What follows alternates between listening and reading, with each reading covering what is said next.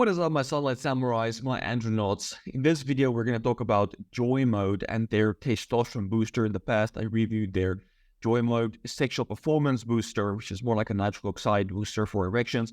This one is the testosterone booster. So let's analyze the ingredients and see if it's even a good supplement or not. All right, so here's the article I wrote about it, and the link will be in the description for you guys to check out. And let's see, the ingredients of the supplement is basically ZMA, or just zinc magnesium. It doesn't contain the vitamin B6 because it's been shown that vitamin B6 doesn't help with the retention of zinc and magnesium.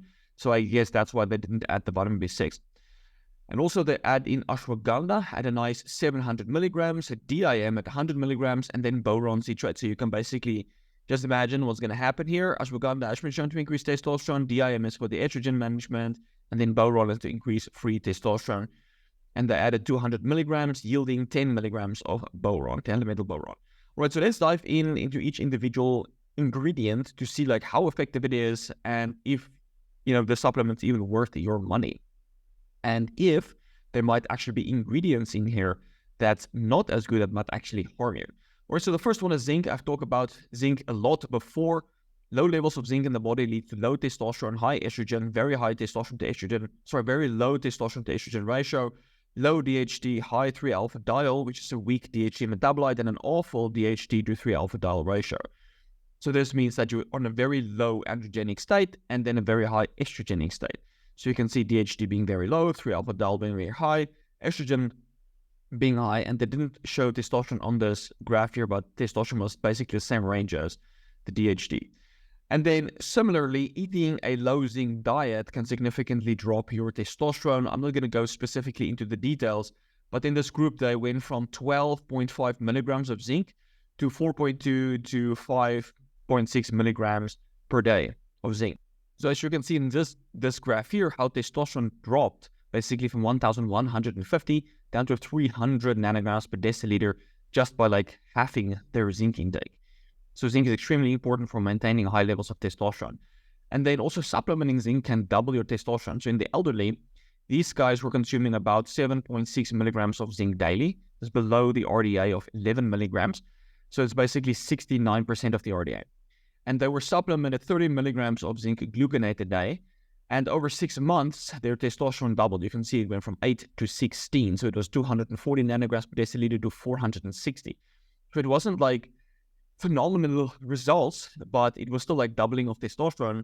And zinc is just one of the important nutrients that helps to increase your testosterone. So zinc can definitely help, but you need so many more other ingredients, nutrients for testosterone optimization.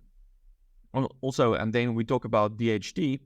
Another study showed that 240 milligrams of zinc daily increased testosterone by nearly 200 nanograms per deciliter, and DHT also increased a lot. Here you can see testosterone went from 350 to 540, and DHT went from 38 to 50. So it's not a bad increase. All right, and then zinc increases testosterone mainly by being a cofactor for the enzyme 17-beta-hydroxy steroid dehydrogenase, which converts androstenedione to testosterone. So that final step in testosterone production. It inhibits aromatase. It lowers excessive cortisol. It lowers prolactin, increases dopamine, improves your thyroid function, lowers inflammation, improves insulin sensitivity, and increases uncarboxylated osteocalcium, which in its hormonally active form stimulates testosterone production. So that's for zinc. Zinc is definitely very important, and that's why almost all testosterone boosters contain zinc. Right, on to magnesium. There's definitely a positive correlation between magnesium levels in the body and testosterone. As you can see in this graph, it's not like massive, but there's definitely like a strong correlation. And so also there's multiple studies showing that magnesium supplementation can increase testosterone levels. And in this one study in athletes, they combined like either the placebo, they had exercise and magnesium, and then exercise without magnesium. And you can see like the exercise alone was effective at increasing testosterone, but the exercise and magnesium had the biggest increase in testosterone. So magnesium supplementation can increase testosterone. And the last study I would like to point out is that when they supplemented ZMA, 30 milligrams of zinc, 450 milligrams of magnesium, and 10 milligrams of B6, they experienced a drastic increase in testosterone by about 184 nanograms per deciliter over 8 weeks, which is really good. So you can see the ZMA quite a big boost, going to almost like 800 here. And free testosterone increased. The placebo group actually had a decrease in testosterone and free testosterone. So this ZMA study, they found a big increase. Now, I would like to point out that not all studies show that ZMA increases testosterone. And I will post another video on that coming soon, but I did write an article on it. So if you want to go read that on my blog. So here's 6 ways how magnesium can increase testosterone: by lowering gut inflammation, preventing leaky gut, increases ATP production, as there's a very positive correlation between ATP and testosterone. It improves insulin sensitivity, lowers excess cortisol, improves thyroid hormone production, activates vitamin D. So vitamin D activation requires magnesium, and also activates vitamin B1. And vitamin B1 can actually also help to increase ATP, but also testosterone production. So article for magnesium on boosting testosterone will be linked in this article if you want to check that out as well. The other ingredient is magnesium. Magnesium is a very common ingredient that you will find in almost all testosterone boosters as well. And it's about 3 studies discussing investigating the effects of ashwagandha on testosterone. So here they had one study, 600 milligrams of ashwagandha providing 21 milligrams of the withanolide glycoside. And so in this study, they experienced their salivary DHEA increased by 18% and testosterone by 14.7%. So this is salivary testosterone. This is not serum levels of testosterone. And 14.7% might seem like a big deal, but if you look at the actual numbers, it only went from 330 to 370. So it's an increase in salivary testosterone, which might indicate that your body is doing better. Anyway, so that's the first study. The second study looked at 300 milligrams twice daily of the MK677 extract. Their testosterone went up by basically 73 nanograms per deciliter, from 402 to 475. And then study 3 used also KSM66, the same dose, and their testosterone went up from 630 to 727. So it's almost like a 100-point increase. And these were in resistant trained beginners, right? So there's almost like a 96 nanogram per deciliter increase. So here's a summary of the 2 studies. You can see that both the MK677, the KSM66 increased testosterone. So ashwagandha can definitely help to increase your testosterone. It's probably not the best, but it can give you a boost. You will not expect to go super physiological levels. It will not be like you're going on steroids, but ashwagandha is in general a good herb that when you use it, you will feel it, will make you more stress resilient, might help to improve your sleep quality, like good stuff that you actually want. Right, so in summary, you can expect about a 70 to 100 nanograms per deciliter increase from the ashwagandha. It's something.